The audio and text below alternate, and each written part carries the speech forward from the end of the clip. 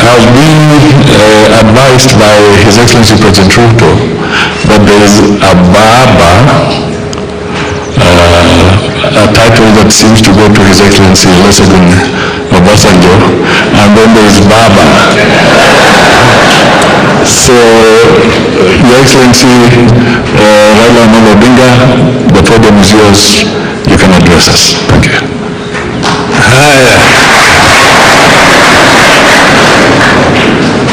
Your Excellency, President William Samoei Ruto, President of the Republic of Kenya. Your Excellency, President Uhuru Musyoka, President of the Republic of Uganda. Your Excellency, President Mama Suluhu Hassan, President of the United Republic of Tanzania. Your Excellency, President Salva Kiir, President of the Republic of South Sudan. Your Excellency, Baba Olusegun Obasanjo, President of the Republic of Nigeria. Your brother, former President of the United Republic of Tanzania, Jakaya Mrisho Kikwete. My other brother from Burundi, General Gervas Ndikubuka, the Prime Minister of the Republic of Burundi, and Brother James Kabore, Minister of State for Foreign Affairs of the Republic of Rwanda. Distinguished diplomats, ladies and gentlemen, Hamjambo, good morning.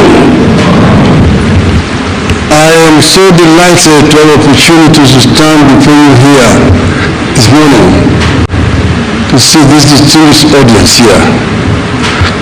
I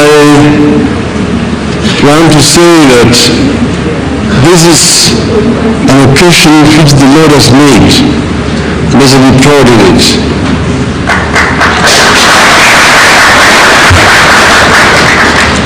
Today, I stand before you here as a candidate for the chairperson of the African Union Commission, and personally encouraged and humbled by the collective support from my country and the Eastern African region.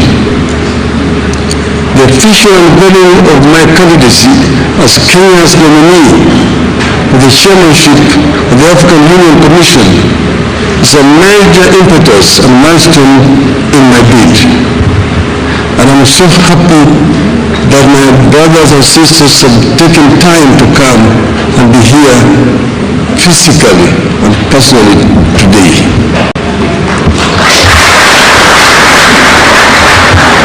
The history of Africa is replete of low and high moments. Africa is widely considered the birthplace of mankind, whose political organization was reflected in great kingdoms across the continent. And as of today, the oldest species of humanoids has been discovered in this region. So in Ethiopia, in northern Kenya, in the Voyage in Tanzania. So there's no doubt that this is the home of mankind. However, the continent has suffered slavery, colonialism, humiliation, repeated aggression, and internal violent conflicts. However, Excellencies, like the legendary phoenix, Africa has risen from the ashes of these historical atrocities to make a full-blown arrival the global stage. Consequently, we have heard slogans such as Africa Renaissance and Africa Rising. Nonetheless, I envisage an Africa where our visionary sloganeering will translate into strategic action for the transformation of our continent. Unfortunately, even as we rise, our continent still grapples with emerging challenges and vulnerabilities, including identity conflicts and wars, hunger, poverty, violent extremism, advanced climate change, acute unemployment among our youth, transboundary pandemics and infectious diseases such as mpox and other threats to human security and dignity. My plan is to work with you, Your Excellencies, and make the AU more people-centered and serve the interests of the vast, voiceless majority of Africans. The African people should feel the AU in their lives. Excellencies, if elected chairman, I propose to utilize the transition period to critically analyze the existing proposals for reforms and building capacity of the AU Commission. The ultimate aim is to follow up on the implementation of the reports so far formulated. Certainly, the story of Africa is not all gloom and doom. Thanks to the work Your Excellencies are doing, Africa has been on an upward and positive trajectory in recent years. In February, the African Development Bank reported that Africa will account for 11 of the world's 20 fastest growing economies this year. The continent is set to remain the second fastest growing region after Asia. I deeply appreciate your efforts in restoring hope on the continent, and it is my wish to have a chance to complement your efforts as AU chairperson. Excellencies, throughout my leadership and service to the public, I have noted the significance of defining strategic goals and appreciating the influence of political dynamics and the outcomes of these goals. So decision-making must be backed by a balance between policy and geopolitics. I plan to work with you, Your Excellencies, to integrate this continent. The one people who unfortunately are trying too hard to separate from each other. I have traveled the length and breadth of this beautiful continent, and I have seen the faces of Africa's future. I was involved in peace negotiations in Burundi, I was involved as a mediator of the AU in the conflict in Côte d'Ivoire.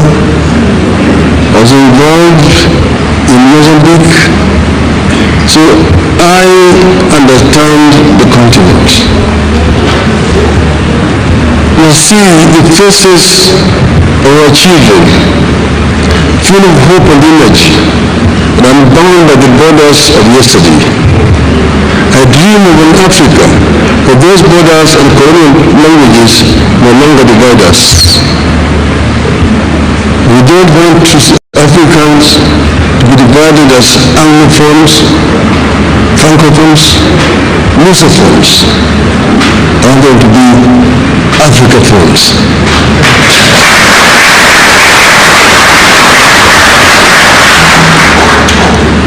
From the hills of Kenya, to the deserts of Sahara and the Kalahari, from the lakes of Great Rift to the rainforests of Central Africa, from Indian Ocean to to the Atlantic, Africa must be one.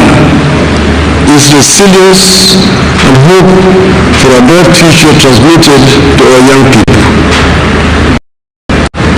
Excellencies, ladies and gentlemen, our selection to be Kenya's candidate is not about one man's ambition, but an African's journey to serve the motherland. Indeed, I plan to constitute my cabinet of chairpersons with a continental outlook. I'm grateful that friends and eminent persons across Africa have volunteered to engage in my campaigns from the West, North, South, Central, and of course, Eastern Africa. Excellencies, I'm ready to serve. My heart is ready, and my hands are steady, and with your support, I shall get the opportunity to be of service to Africa, the carrier of mankind. I am made in Eastern Africa for Africa. I have said that I'm an Afro-optimist as opposed to Afro-pessimists. Afro-pessimists are those people who have given up on Africa, who see Africa as a lost cause, a wasted continent. But Afro-optimists are those people who believe in Africa's development, that Africa can be developed with the efforts of the African people. This is what I believe in. I have come from the school of beliefs in efforts of the founding fathers of our continent. Those who were visionary, who envisioned an Africa that was united. Kwame Nkrumah, Ahmed Sekou Touré, Gamal Abdel Nasser, the late Emperor Haile Selassie, Jomo Kenyatta, Raila Odinga, Mwalimu Julius Kambarage Nyerere, Kenneth Kaunda. Those were some of the founding fathers of our continent, who believed that Africa will only develop if it is united. Nkrumah said that Africa must unite or perish. That is the school in which I'm coming. To be able to realize the dreams of the founding fathers, first we need peace on the continent. In 2013, the total silence in the gangs. But in 2024, the gangs are not silent on the continent. We will work to ensure that gangs are silent so that we can be able to have a peaceful development. Secondly, Africa is a victim of climate change. Africa today suffers from twin disasters: droughts and floods on the continent. But Africa has emitted very little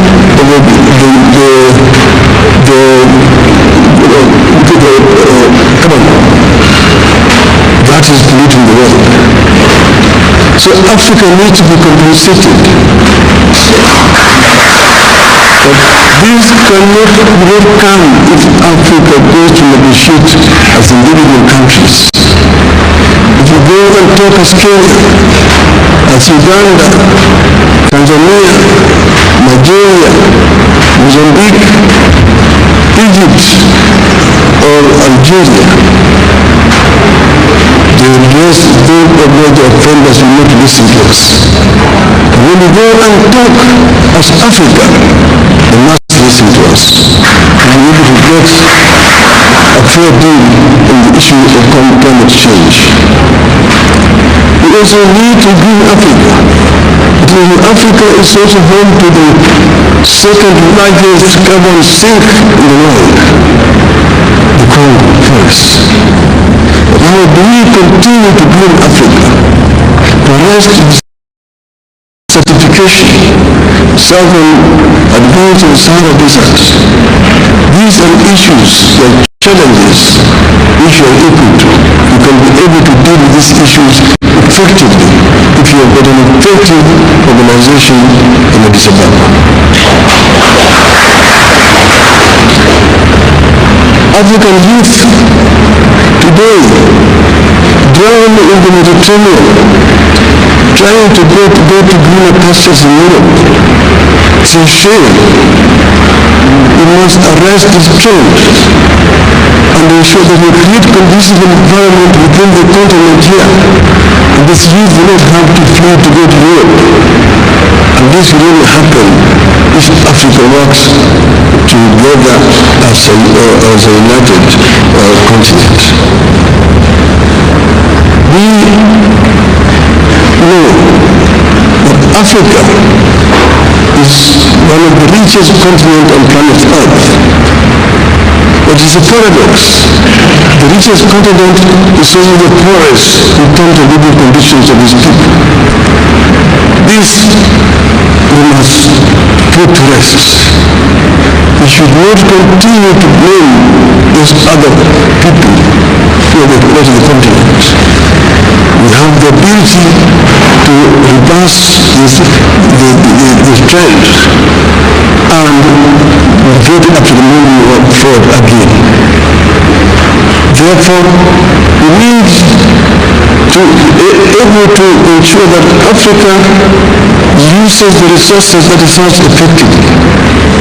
We need also to ensure that Africa also trades with itself. Africa is wasting a lot of time searching for jobs where they put their unequal terms to a good Africa.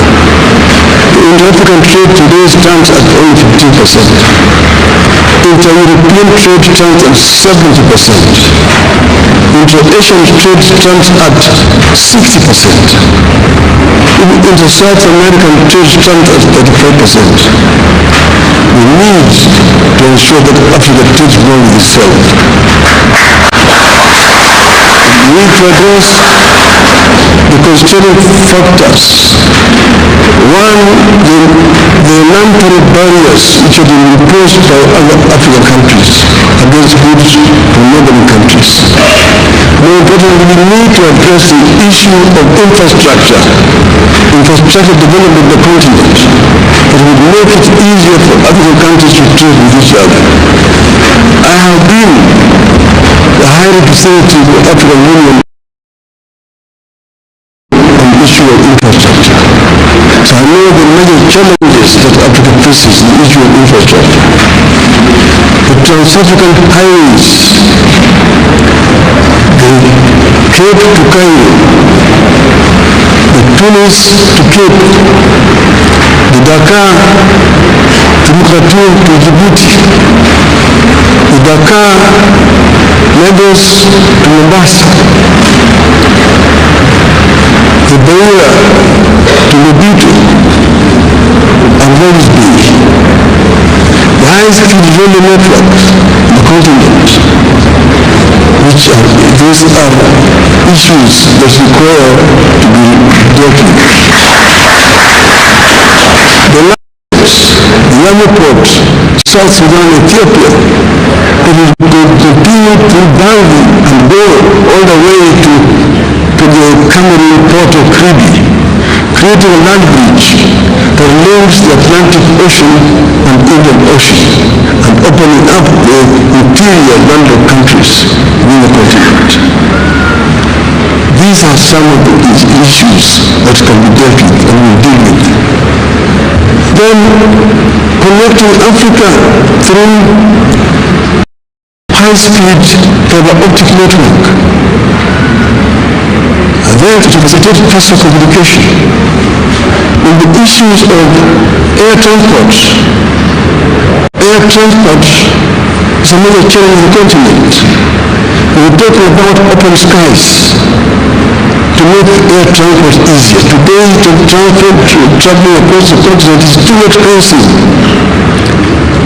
You have to get permits to fly over countries, delay movement, and make it too expensive. Flying over Europe is much easier than flying over Africa. We need to have a continental air control system within the continent so that people can travel from east to west, north to south without a problem. The other one is the issues of visas. My friend Rigathi Gachagua says that for him to travel across the continent he needs 35 visas. His French competitor does not need a visa to travel the Frankfurt in Africa. That's shame.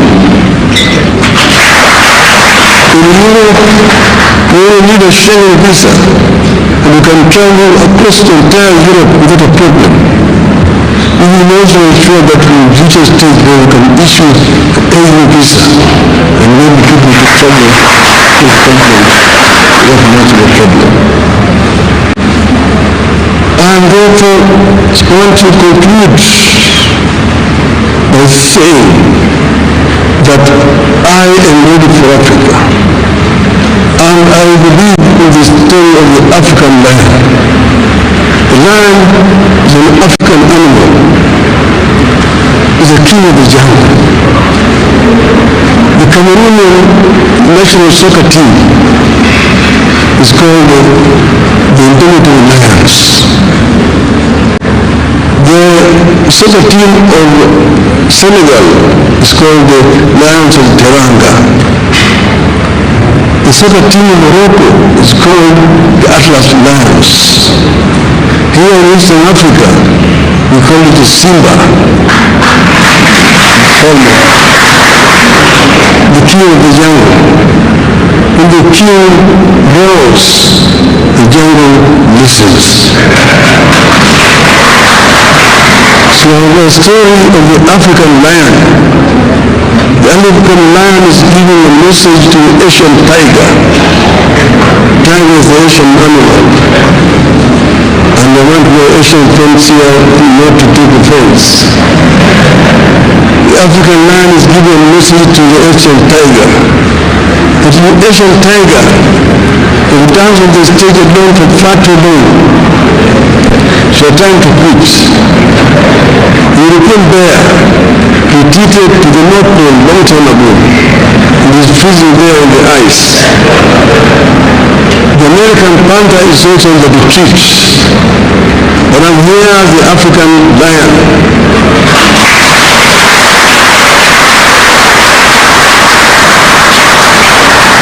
I've been asleep in the jungles of the Congo, but now I'm awake, and I'm sitting on African gold, African oil, African diamonds, African iron and copper ores. I'm sitting African bauxite. I'm sitting on African lithium and coltan and uranium. And I have the ability to transform all these materials that I have into wealth for the benefit of my people and claim the 21st century as an African century. End of the message on African land. Thank you very much, ladies and gentlemen.